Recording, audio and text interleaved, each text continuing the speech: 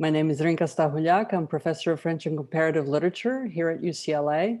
And it is my pleasure to welcome you this morning on behalf of the UCLA Center for Medieval and Renaissance Studies that is in the 58th year of its existence.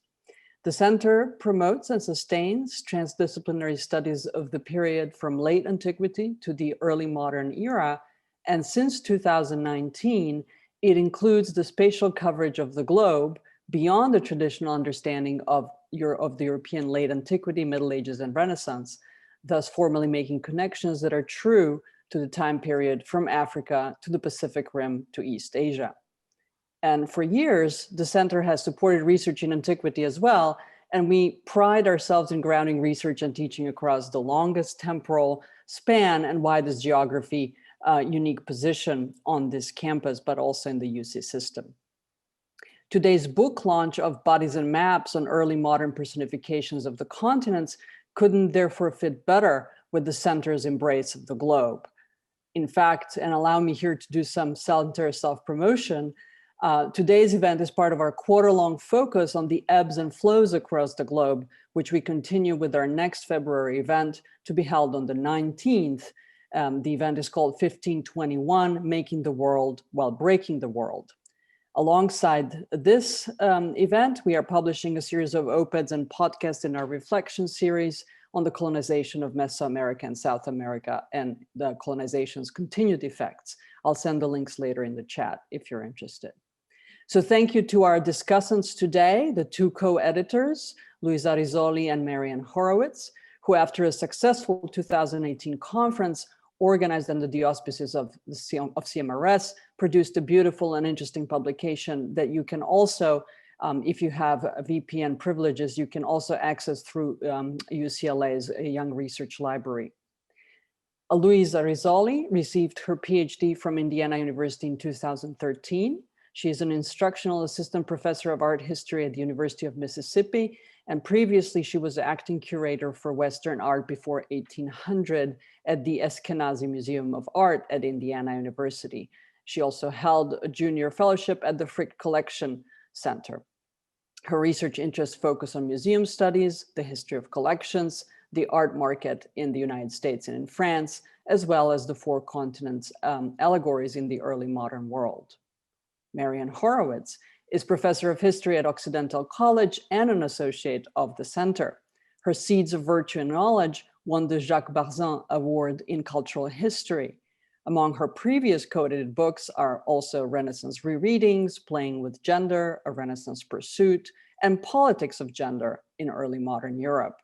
Gender and Feminism also brought her to the Harvard Divinity School for a visiting appointment, and her most cited article is Aristotle and Woman. Professor Horowitz is a very engaged member of the profession. So from 1986 to 1998, she served on the executive board of the Renaissance Society of America. She serves on the board of the Journal of the History of Ideas, and currently on the Visual Arts Historians Committee of the College Art Association.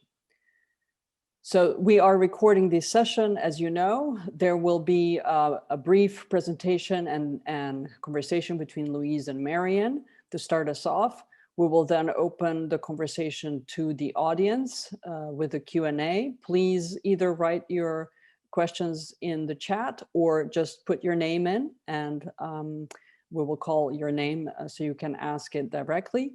And in the meantime, please mute the mics. Thank you and welcome. Thank you. I hope you're all looking closely at the image. You see the title page from the Occidental College Special Collections of Ortelius's Theater of the World, and you see his world map with a really huge southern continent and North America that's reaching out towards Asia, if you imagine it globally. I every year give an exhibit of our special collections. Oxy is very well endowed with books from the late 15th and 16th centuries. So we also have a miniature printing press. So when I had an opportunity with some funding to put up some rare book, I picked our map books. And the first one was the Speed English book. And I put that on the website. And then there was some more funding. And I said, well, the Ortelius deserves to go up. And by then I was taking a history of cartography course at the University of London and thinking I was going to write on the maps in both Speed and Ortelius. And this was just a beautiful title page, Bronwyn Wilson, who encouraged the conference that we had at UCLA.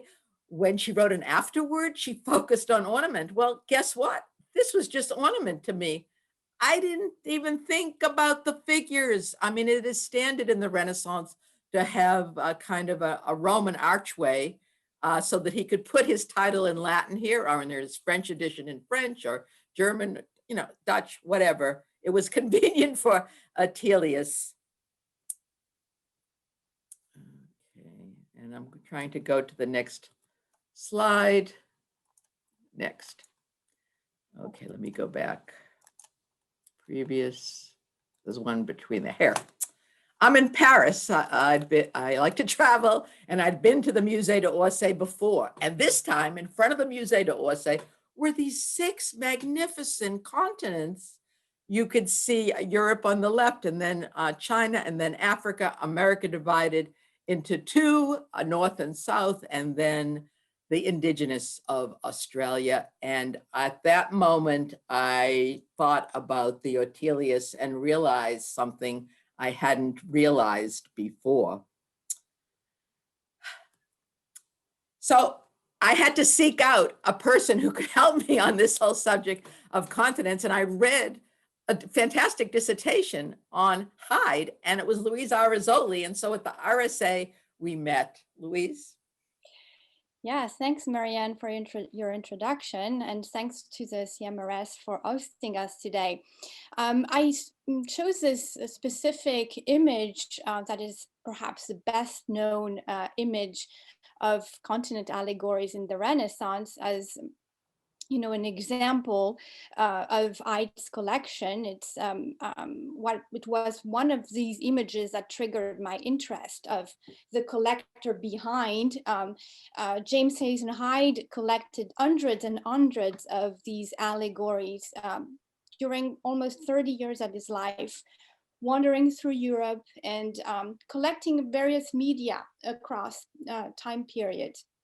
And so this image is particularly interesting, has been well studied, and 2 authors in our collected volumes have discussed it, Michael Wintle and Bronwyn Wilson at the end in her afterward.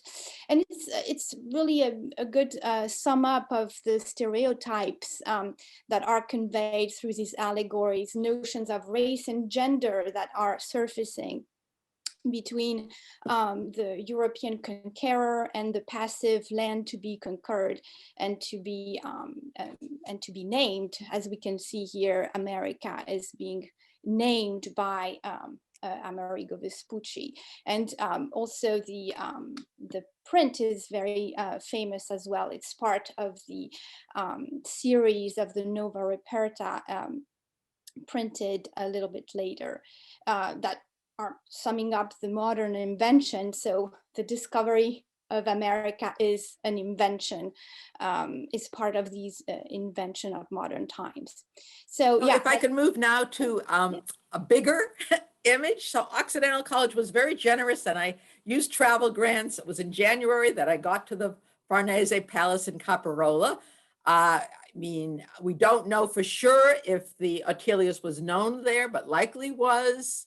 We're talking about, the date isn't exactly precise on that. Oxy's Ortelius is a 1579 new print. Here you see a different one. You should notice that the hand coloring makes a big difference. The Occidental edition had covering of the midriff of Asia and had a lighter skin for Africa. This Library of Congress edition one is darker, but my big surprise when I finally got up the staircase to the top floor of the Farnese Palace was the wall in Italian said that the image on the right near America and where it joins Asia is an image of Africa, is what it said on the wall map, what on the wall of this room, which was rather a shocking situation. And I'll let Louise talk now about our choice for the cover. So we have a chapter dedicated to the Caprarola Fresco by Elisa Daniele, and she has really shown how the positioning of the four figures are a little bit more equal and corresponding to the map, but most of all, and as a difference from the Ortelius model, that is more related to travel reports with America as a Cannibal, with the War Club. Here we have a very different America that's not only more dignified, that's one of our choices that, you know, we chose that for the book cover because it was more dignified, even if a little bit exotic, but had was fully covered and had this half hemisphere and had also some fluid attributes. The Asian parrot, for example, is an attribute that will shift in time. And also we have this relationship with the antiquity in the Caprarola sources. A lot of these symbols are coming directly from ancient coins, and that's what Elisa has shown in her chapter. I just want to add that we should focus on Africa some and notice the bright sun behind her. So Ortelius commissioned 3 poems after the frontispiece, and I discussed them in a section in the book. You know, he gives a myth that the skin color came from being close to the sun when he doesn't believe it. On the back of the Africa map, Ortelius says that people of the same latitude in the Americas are not of the same color. So he doesn't believe the theory. And it's fascinating that Paul Kaplan has some wonderful maps in which there are the wind gods or winds sort of in clouds on the map. And he discusses that the Ethiopian wind had the same insignia of sun shining over it. So, you know, we have actually a new innovation in the explanation of the title page here. Moving forward. Louise, on decorative arts. Yes, moving forward, we have, in fact, the book really wanted to kind of cover a little bit that wide variety of media that was something really important in Hyde's collection as well. So we have prints, we have maps, we have frontispieces, and we have a chapter on costume book discussed by Anne Jones, but this image, as you see on the title page of Answeigel and Just Hammond, was also discussed by Michael Wintle, and that's really an anomaly. We see something that is very rare in the early modern world, the male figures instead of female, and Europe completely naked, entering the side of the image to actually provide clothing for the rest of the world. And we also end the book with several chapters on the 18th century, not only to see how these 4 continents becomes a real popular topic for Catholic faith. And we see that spread, especially in South Germany. Marian Romberg is analyzing that in her chapter, where it becomes this didactic theme to teach to the illiterate. And we also have a very interesting chapter on decorative arts, on the invention of porcelain in Europe and how this becomes kind of changes the perception Europe has of China. Before, it was one of admiration and awe for, you know, technologies available in China that Europe did not have. And once it has mastered the technique of porcelain, there is this shift in perception towards a subtle mockery. and especially seen in this example where we have a rearing Europe on her horse on top of a globe that shows a little continent, Asia, especially with also China labeled on it. So yeah, so Ben Schmidt's article on the competition to create mice in China, it reads like an adventure novel. I mean, it's just a fascinating sequence, but then results in not needing to buy goods from China. And yeah, actually, in terms of capitalism, Europe moving forward. Great variety of disciplines went into the creation of this book. And look, I'm trained as a historian, but I am constantly going to museums and reading art history. And at the Renaissance Society of America, at the art historians talks that are so wonderful. I'm not respecting specialty, or I am respecting. I'm inviting guests from various specialties, but art history missed a lot by causing people to specialize in a particular century, in a particular genre. Because Bodies and Maps, this book covers the full range of centuries and the full range of genres, and is causing us to recruit people for a sequel that's going to go 18th to the 21st century. And I see that some of those people are here today. The way we work is we have sessions at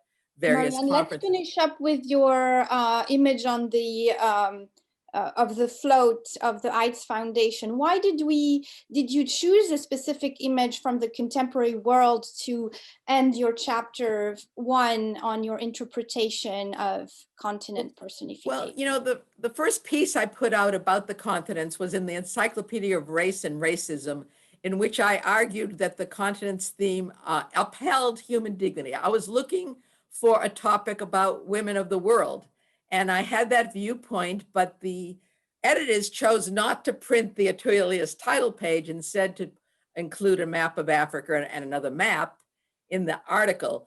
So, in my historiographic introduction in the book that follows Louise's analysis of each of the articles in the book, I discuss human dignity, I discuss hierarchy, I discuss ethnography, and then I don't see racism until Linnaeus in the 18th century. And then I see a wrestling with human dignity versus racism. And this float of just a few years ago, 2016, by the AIDS Foundation, raising money for cures of AIDS or reducing the symptoms of AIDS. It celebrates women's vocations globally, with a doctor and a lawyer, and you could see on the right a construction worker. I mean, it couldn't be more positive. It's 8 feet tall continents, lady continents surrounding a globe. The globe makes it clear-cut that this is lady continents. And at the World's Fairs of the 19th and 20th century, which we're exploring in the next volume, this is a typical thing, continents around the globe. But we still have the globe in New York City. You could see it at LaGuardia Airport when you land. And in that case, they stopped putting the continents around it, but earlier they did. So I think this image is still relevant to the current world. Well, now I think we can exit the PowerPoint and have... Maybe I should leave this one on?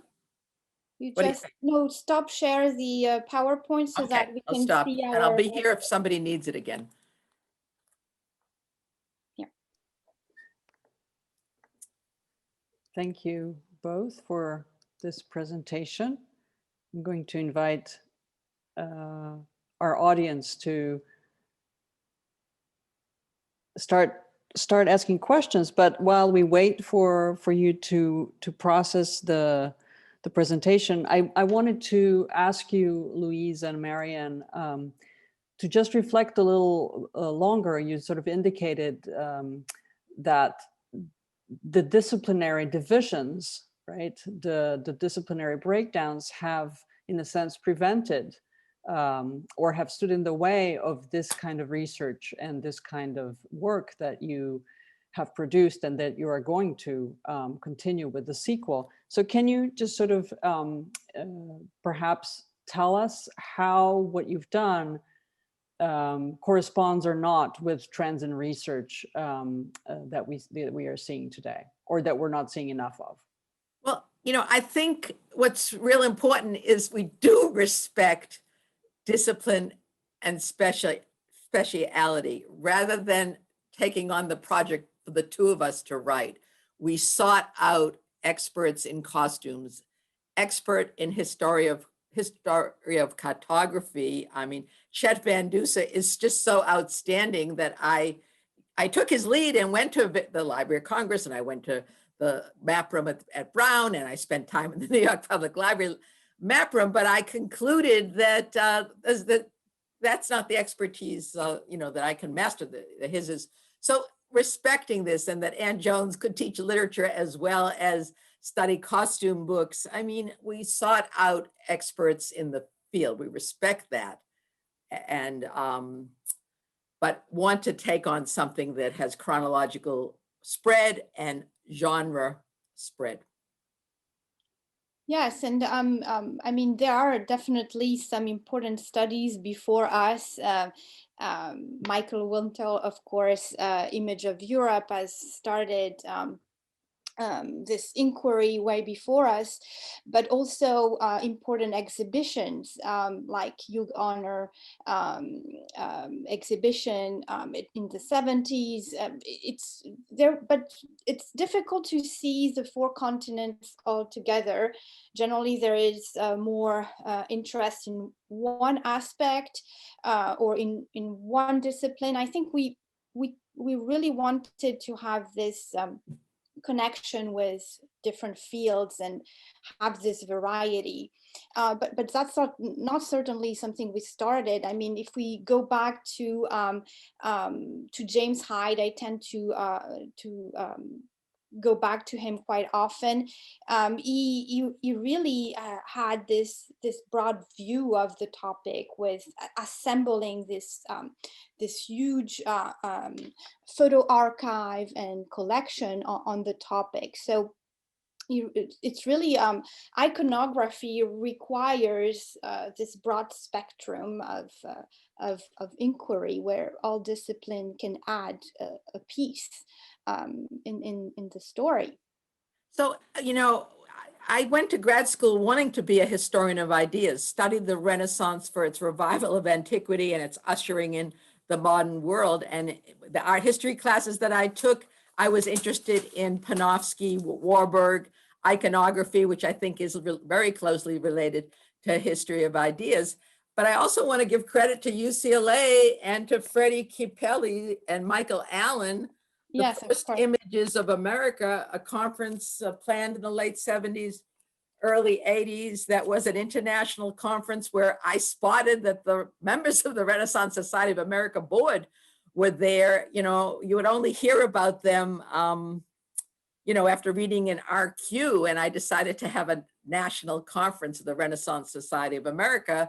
I was inspired by the UCLA International Conference there. And now I realized that, I was going back to the books by Chiapelli and Allen that did this and cited them in my article. We're more interested. It took the important move towards global history to cause scholarship to go this way. But I can remember Freddie said, planning a conference. We were going to have it in Puerto Rico. It didn't happen in his lifetime. We'll take all the credit. We'll take all the credit we can, right? I mean, CMRS has started this. But, and I'm just lucky that no one else, in the UCLA system is trying to get the books that I have out, because here I'm caught in a pandemic with 200 books checked out of UCLA, and many, many of them link to our topic. That's great. So we'll hope that you're continuing then. I would like to invite now the maybe the contributors who are here, or the contributors who will be in the sequel, to jump into this conversation and perhaps make some comments or respond to what was said, or introduce some new topics for our consideration. Just go ahead and speak up if you're ready, or Can you hear me? yes. Good. I'm Michael Wintle. Thank you very much for inviting me to this session. The first thing I want to do is to congratulate both of you on this really very beautiful book. I don't know whether you've actually seen it or at least had it in your hands yet, but it is a gorgeous book. It ought to be for the price that Brill is charging, but it is a very lovely book. I've seldom seen such beautiful illustrations. The paper feels good. It looks a really splendid piece of scholarship and is really nicely produced. Congratulations purely on your editorial work, and also, of course, for organizing the whole thing and getting it all together. My question to both of you is really this. You've done a lot of work and brought a lot of people together, and some really interesting results. You've had workshops, you've had this book, you're planning another. Where do you see this subject of the representation of the continents going in a sort of theoretical way, really? What is it telling us, and what can we expect next? I'm sure there'll be more of the same because there are endless fascinating examples to be discovered. But how do you see the trajectory of this line of research? Marianne, do you want to start? We're expecting the title to be Controversial Monuments, Continent Personifications. And it has been my view that Daniel Chester French Continents at the Custom House in New York, it's now an American Indian Museum of the Smithsonian. I see it that the building was a reference back to the Amsterdam Town Hall, now the Royal Palace with its pediment that I discuss in the book. In any case, I've pretty much come to the conclusion that the sleeping Africa in that set of four should be moved to a museum, and an African-American female sculptor should be hired to make another sculpture more appropriate for our present day. But I have talked to someone who has suggested that actually all four should go into a museum, and that perhaps this is not the right image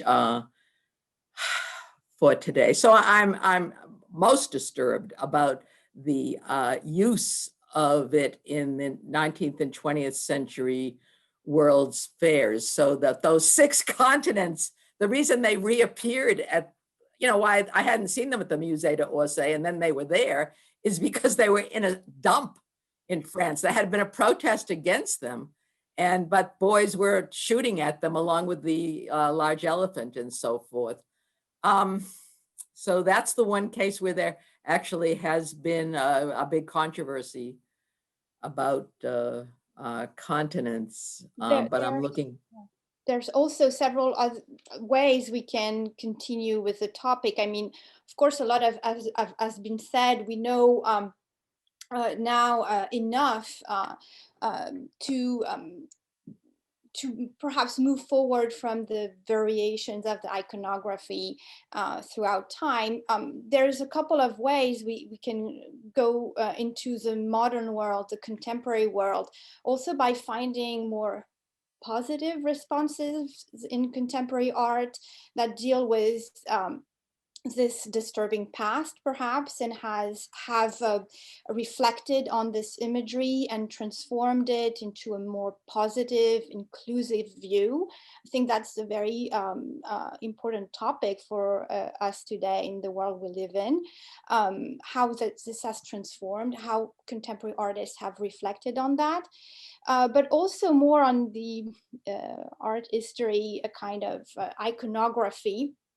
I want to really acknowledge the work of Marian Romberg, perhaps she's in the audience, but that has done this interactive map. So working with digital humanities to really investigate the topic. Where did it, where was it used the most, at what time, what kind of image is used and where, could be really helpful. Also including perhaps, hopefully one day, digitizing Hyde's archives with all these hundreds and hundreds of instances that we don't know much about. So there's work to be done that can be theoretically moving into the contemporary world to see what contemporary artists have done with that theme, have transformed and reflected about it, and how, you know, including digital humanities, can we move forward into, you know, digitizing some archives, having more examples. So I'm wondering if someone in the audience has been in the Met during the recent exhibit of The Four Continents by Kent Monkman. I had intended to go, but you know, the pandemic stopped the trip. Has someone seen that magnificent exhibit by a Canadian artist on the four continents? So we're expecting to have an article. Wolfgang Schmal, who's worked with Marian Romberg in Vienna, is planning to write on this new rendition. And I think Marian Romberg is here with us, and she has raised her hand. I imagine that perhaps you want to respond to some of what was said. We do have a question in the chat, but I will let Marian Romberg speak, because I imagine it's something to follow up. Thank you very much, and I appreciate it. And so thank you very much also to you, Maryanne and Louise, for this wonderful book. I will just present it. I've got it in my hands, so it is really beautiful done. And I'm looking very much forward to the sequel of this book, which will look at the continent algos in the 19th and 20th century. So, and I mean, that's really a fascinating time to look at the continent algos, because in the Baroque era, the continent algo, I mean, the continent algos belong to one of the most popular personification used in Baroque art. And around 1800, I mean, less and more, they suddenly become unpopular. And the next peak are, as Maryanne mentioned, are in some way connected, maybe or not. That's a question. With the World Fairs starting in 1851, and then we have in Vienna at the Natural History Museum some sculptures and so on. So, and the question is, where are the breaks and the continuities? Are they the same as the Baroque allegories, or do they transport a new image of the world? So, and if we carry this to the 20th century, of course, in the 21st century, then it really gets interesting to look at it. And so I'm looking very much forward to do this next sequel book with Louise and Maryanne. So thank you so much, Marian. And you know, if I had known about your continent website, if I had known about Michael Wintel's book, the reason I didn't know about Wintel's book, I wasn't looking for images of a Europe. I was going out of my way to try to find books on images of Asia, images of America's had the most, the Black in the Western art. You know, I have the whole set checked out of the Oxy Library. Now, by the way, it's available in ebook during the pandemic, a good time to get it. So if I had been aware what had fully been done, I might not have taken on the project. So with my great respect for it was, I was so happy when you invited us all to the conference in 2018. It was the perfect occasion to really get in touch, and really that's the start of this wonderful project, which still continues. So, you know, I greatly appreciate Louise taking her time from finishing her book on Hyde. And now that we're all connected, I look forward a linking of Hyde's collection on the continents with the work that had previously been done in Vienna, it does appear that it was separate scholarship that being done, and it now needs to be combined. And Yeah. I think this is a very exciting topic, and with some contemporary like the float that turn it into a positive image. I'm hopeful that we can critique what's inappropriate, that is America and Africa are the least dressed of those. And as Michael Wintle has shown, that at different time periods, one is the lowliest, but a very important trend, as you could see when they divided North America from South America, that North America gets Europeanized in the later period. Let's see, perhaps if we have, yeah. Louise, did you want to? Let's see if we have other authors. Yes, yes. So just to sort of make an observation in terms of what you were just saying in this exchange with Marian, it seems that there's a very uneasy kind of imbrication of allegory and ethnography, right? That happens at some point between the 16th, 17th, 18th century, right? There's really a very uncomfortable meeting of the two. So that's maybe something that we can reflect on further. But I just want to read a question from Frida Spira, who says, you mentioned exhibitions in the 1970s. Can you be more specific about them? Yes, I just answered in the chat. I was talking about specifically Hugh Honor, the European vision of America, that is really a foundation for, this European perception of the other, and it covers the early modern world through the, I think, 19th century. So, but it's only Europe and America. So that's we wanted to go beyond that. It has a wide array of objects. It was a very groundbreaking exhibit, and but it has only the relationship between Europe and America. So I saw Adrienne Childs have her hand up, but maybe she's still here. I think maybe she had to leave early. No, I'm here. Okay, could you ask your question? Oh, hi guys. Well, I was going to say, you're talking about what we're going to contribute to the next volume, and I was thinking about how African American artists have, obviously reacted to, some of these contemporary artists reacted to issues of representation, et cetera. But when we're specifically thinking about the continents, so the notion of Africa, as a homeland, as a sort of a memory, has been sort of a thread throughout African American cultural practice.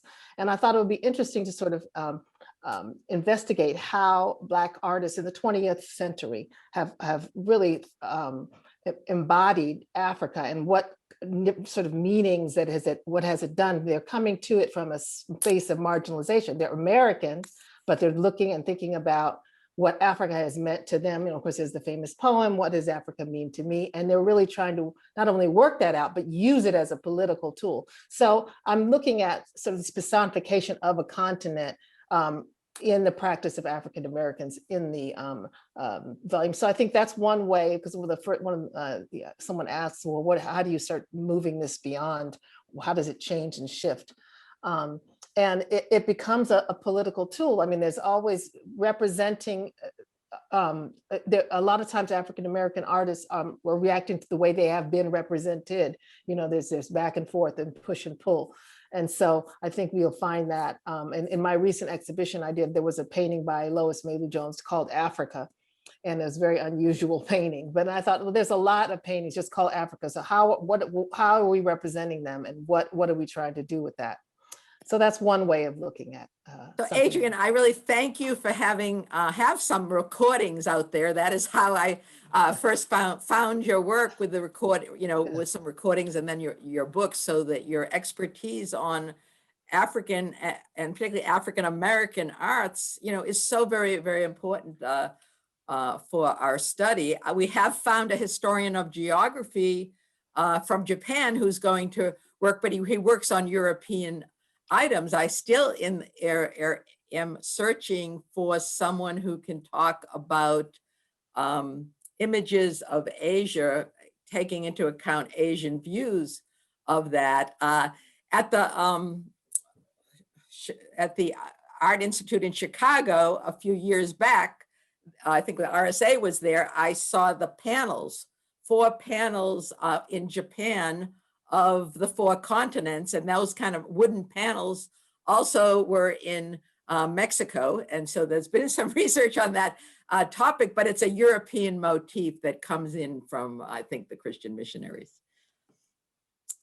Bronwyn, I would really love to hear something from you. You were so receptive. I mean, I was associated with the UCLA Center ever since I was invited to Lynn White, the founder's goodbye party. I never dared to submit an idea for a conference.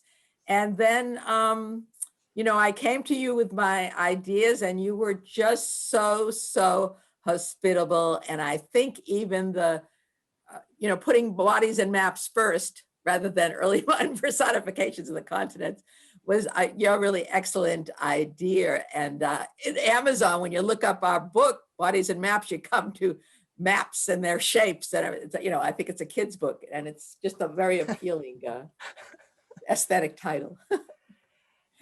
So I also would like to thank both of you. I think that that your 2 contributions, and Louise, your kind of amazing stewardship of the volume, it's really impressive. I think I don't have too much to add, except that I was thinking about what a tremendous conference it was initially. And I think that that's partly because of the idea of, first, so many of you. I think that the people who came together for the conference were fantastic. I felt like it was all my friends. It was wonderful. And I think it's partly really, there's a couple of things that stood out for me. One was that I felt that what the book does collectively, figures. Sorry, I think I've just gone out. Am I back? I think so. You're there. Is that, yeah, what we didn't do is take personification as something that's a given. That is a concept that's something that's fixed. Instead, it was really about the conceptualization of bodies and maps as something that's always in flux. And that component, I think, is something that came to the fore well.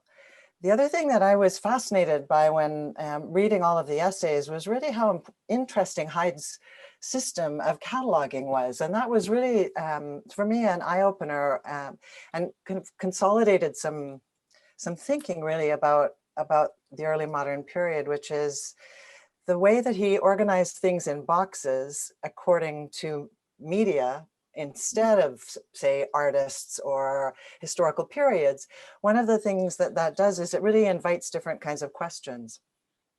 So similar to cartography, it seems to me that thinking about bodies and maps together, personifications, is something that not only invites cross-disciplinary research, it is also something that is through that kind of collaborative cross-disciplinary research, people bringing different disciplinary points of view, as Marianne said at the outset, is something that really produces new insights and new questions for moving forward. So I feel like the second volume that you're doing, and hearing you speak, Adrian, was wonderful to think about what the potential is for thinking of how this relationship between bodies and geographies is always in flux, and that, in fact, even the idea of continents is something that's unstable.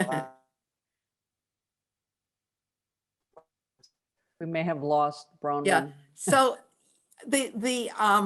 I just like to say something about Bronwyn's afterward. At first, it surprised me because I was so into the content of the continents, but then, you know, it reminded me that way back, the title page of Ortelius was just ornament to me. And I appreciated that she included the typical title pages with male figures. That's what's unusual about the Ortelius, putting in the female figures instead of the famous geographers and so forth. In fact, at Farnese, you know, around the room, you'll find geographers and cartographer male figures. Yeah, things go back and forth between having deep significance and even causing protest versus being decorative arts.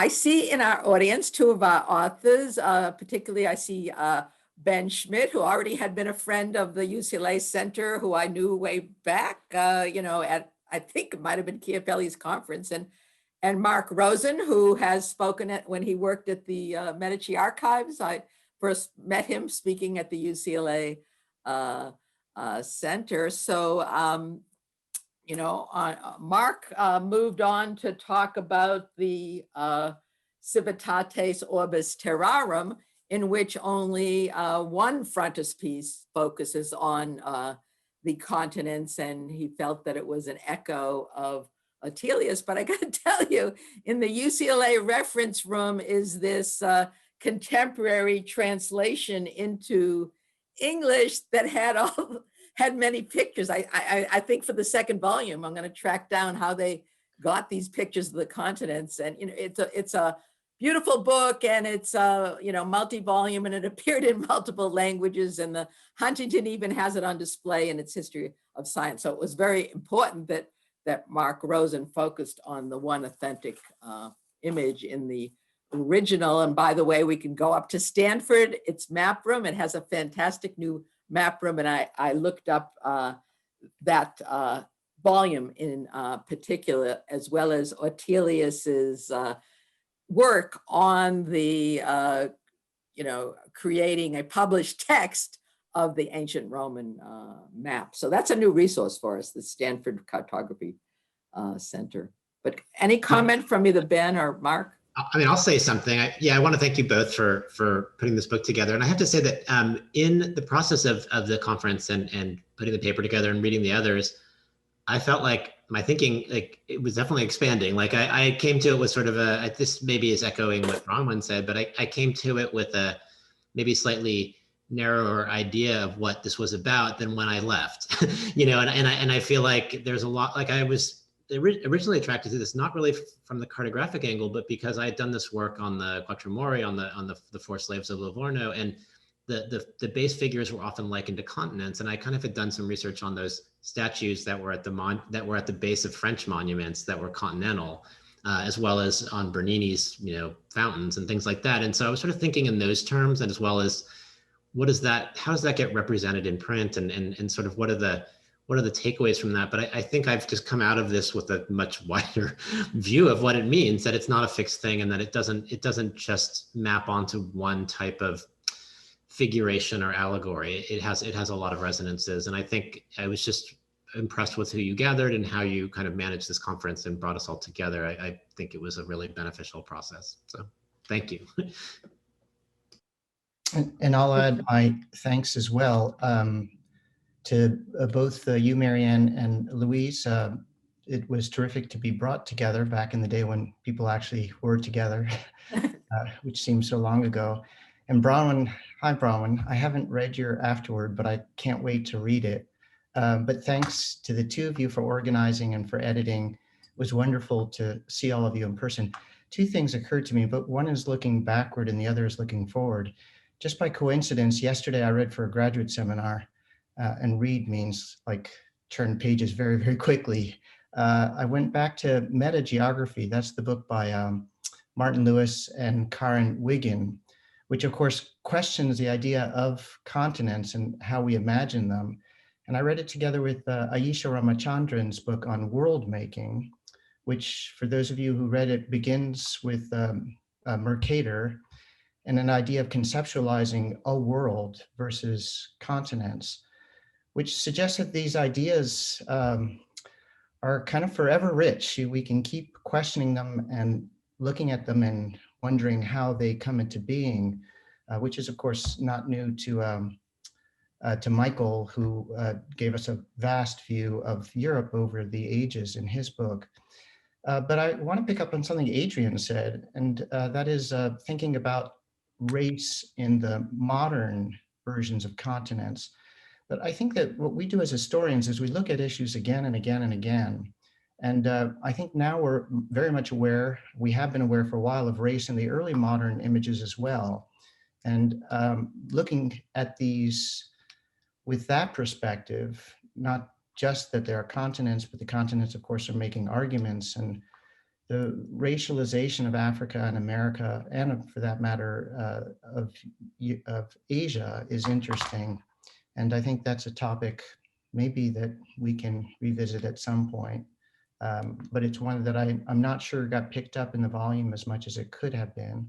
But it is, I think, an important volume, an important issue. It is also an important volume, which I can't wait, by the way, to get my hands on. But I don't have the material copy yet. So Michael and Marian, you have whetted my appetite. I guess Brill is closer to you guys than it is to Seattle, Washington. Anyway, thank you very much for having included me in the volume, organizing it, and organizing this event as well. Thank you so much, Ben. Your contribution was really valuable. And, you know, by the way, our book is full of bibliographies. Each chapter gets its own bibliography. And even if, you know, the same thing was cited, it's fantastic to just even use the book from the point of view of its detailed bibliographies of important work that's been done. So our technique, Louise and I, is to, you know, groom the papers from various conferences. And we have a session at the 19th century conference coming up called Discovery. We have 3 papers to be presented there. I and another one of my recruits who worked on these sculptures that were commissioned for the Natural History Museum in Chicago have applied to an Oxford conference. It will be online about maps. I think they're still accepting papers. We haven't heard yet on that. And so if any of you hear of a conference where it would be appropriate, we have we're glad, Louise and I are glad to carry our act around to the different fields. And I've now, signed up to teach 19th to 21st century modern Europe, which I hadn't taught for a while. I have been teaching modern European cultural history. But I mean, I'm at an advantage being at a liberal arts college where it is just fine for a European historian to go from ancient to the present. I know other people are in narrower fields, and our Englishman, Michael Wintle, with his native land out of the European Union, when, your appointment in Amsterdam was so, went along with the building of the European Union. And there was that images of cartoons of figures and stuff, your inaugural lecture that got quite a lot of attention. I think there's certainly would be much more to say. I would be interested to hear a lot more about sort of what Bronwyn was saying about the different cataloging, right? That the way it comes out, it makes a different history come out. And I certainly think that in terms of racialization, the lens that we have of author or of period as opposed to of media, there will be different threads that I think should be connected. I don't know if there's someone could maybe say something more about that today, or if this is something you will address in the future. But certainly, I think the cataloging question is so important. And in the chat, we had a few people reacting to that. Yaof and you, one of our audience members, who commented that organizing by media is very much how most decorative arts collections have been assembled. So this is something that is not just a matter of history, it's a matter of the present still, because it persists. So ways of rethinking museums, right, is something that not just the way we write the history of the continents and of the world, but also the way that museums exist. I don't know if, would anyone else like to add something to Bronwyn? All I was going to say is that the comment is absolutely on the mark about the idea that collections in museums are often categorized by media. I think that what the insight for me with reading about Hyde's collection, and I think it's something that came out really well in the volume, reading all of the essays, is the kind of crisscrossing between media and ideas, and the way that the thinking of bodies as being somehow unleashed from this kind of fixed concept of a personification is something that then really produced new ways of thinking about the material. So it's I think that it's that sense of how certain kinds of classifications can be reconceptualized and open up new ways of thinking about them that I think is really important for museums as well. And absolutely, Zrinka, your comment is on the mark about how it can change the ways in which we're grappling with other issues. So one of the really important things about Bronwyn's afterward is it reminds us to enjoy the decorative arts in the items, even if we have a protest about a presentation. I mean, we do have an aesthetic sense of what is really, you know, outstanding works of art, and, you know, its intention with what it's representing. Sorry, could I just throw something in with that, because of the, since I wrote it, is that the what I was really trying to do is get at the idea of dynamism and movement, and thinking really about the force of ornament, that it's something which is always in motion, and that's something, kind of an aspect, I think, of these ideas that we've overlooked in terms of thinking about making worlds. I have a sentence that you wrote, Bronwyn, that's really speaking to summarizing well the subject. Can I read it? Please. Ornament operates in the space between worlds and draws attention to how things are made and remade. I think it's to the point here of what we are saying. And you were speaking about that with the Caprarola, with the 4 personification around the oval of the map. I think we have one last question from Yao Fen Yu, and we will be then concluding this session. Thank you. Hi, I'm so excited to be here. I heard about this yesterday, and thankfully had an opening in my schedule. And so I'm really excited about this because I work at the Cooper Hewitt, where we have the Hazen Hyde collection. And it's been so, and I've been thinking a lot about this, about how that, you know, because something that sort of shocked me when I started 2 years ago was that we organize things according to media still. So like the ivory, you know, all the natural media, like natural media, ceramics. And so sometimes what happens is that, for instance, you get these porcelain services that have the original leather box. And for so long, that leather box has been stored in a different area of storage from the tea service. So we've never had a picture of them together. And then I've been thinking a lot so much about the porcelain in some of my areas. And, you know, and I was like, when I first started, I was like, wow, this is amazing. We have like, 14 of the 28 manufacturers, German manufacturers represented. But then when I drilled down some more, I realized, oh, this is all because of Hazen Hyde, because he was collecting all these figures from these different manufacturers. And so this is why, like, we're so lucky that we have Fulda and like Ludwigsburg and all these, sort of tertiary or secondary manufacturers. And more recently, some of us who are sort of stewards of these Hazen Hyde collections, different museums, we started, thinking more about them. And now I'm so excited about this book. I'm so excited to I already wrote to my librarian asking how we can get this for our library. I was like, I want to read it like that. And just thinking about how great it would be if we could somehow, bring Hazen Hyde's collection, which is sort of scattered throughout the different parts of the museum, what it would be like to actually bring them together and imagine the kind of dialogue that would be happening. Because I've noticed that there are some where they are missing some figures, and he might have sort of taken figures from other sets to sort of assemble them. Yep. And it's also been so interesting because when you just thinking about sort of how they would have, just imagining what his house would have looked like, his apartment would have looked like with the dialogue between the prints, the porcelain, the silver, because like our porcelain is in Newark, our silver is in the city. And I was just like thinking, like, now as everyone is talking about the fluidity of attributes, like thinking how great it would be if we could try to bring them all together in some maybe some virtual way.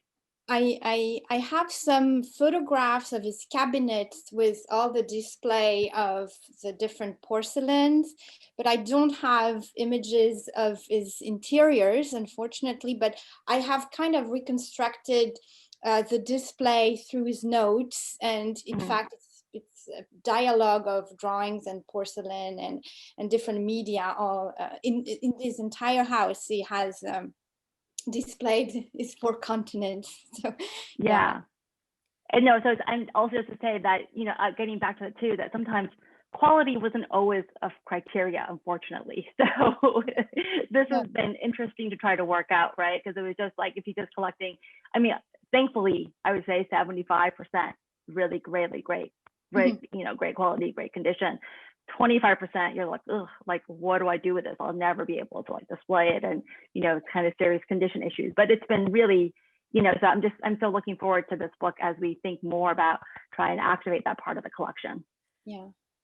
So I was a lucky person. I spent 2 days at the Interwoven Globe exhibit at the Met, and I got to see rooms with the sofas that Hyde had given, you know, in which it'd be a person would be sitting on a continent. I saw, you know, a Venetian costume with 4 continents around it, and some of it one can see in the book. So, you know, Louise and I had just started to apply to have a tour in New York, coincident with either the CAA or the RSA when the pandemic hit.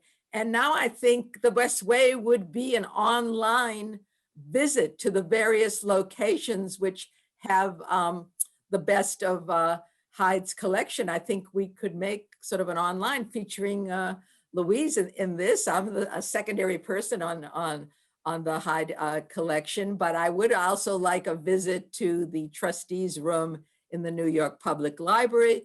Our edited book takes you there and shows you 4 magnificent tapestries, where I focus particularly on costume books to explain the costumes of Africa. And I see Nancy Condoyan is here. I was spending a sabbatical in New York City. One goal was to go to every room in the Met, and I was spending time in the map room and got to know Nancy in the map room and exhibits in the New York Public Library. So perhaps online, I could see that the museums, the Getty and the Met are doing this. Might be the best way to see the Hyde collection.